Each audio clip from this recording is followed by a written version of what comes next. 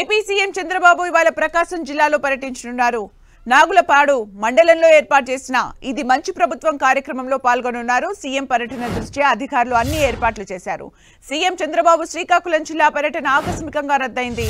ఆ వెంటనే ప్రకాశం జిల్లాలో సీఎం పర్యటన ఖరారైంది. అమరావతి నుంచి హెలికాప్టర్లో ముందుగా చెదలవాడ చేరుకుంటారు చంద్రబాబు. మధ్యాహ్నం 2 నుంచి సాయంత్రం 5 గంటల వరకు మద్దిరాలపాడులో నిర్వహించనున్న గ్రామ సభలో చంద్రబాబు మాట్లాడనున్నారు.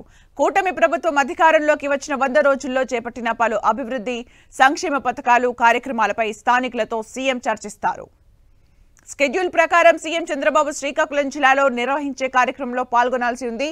ఉత్తరాది జిల్లాలకు భారీ వర్షాల హెచ్చరికల నేపథ్యంలో ప్రత్యామ్నాయంగా ప్రకాశంలో ఈ కార్యక్రమాన్ని నిర్వహించనున్నారు.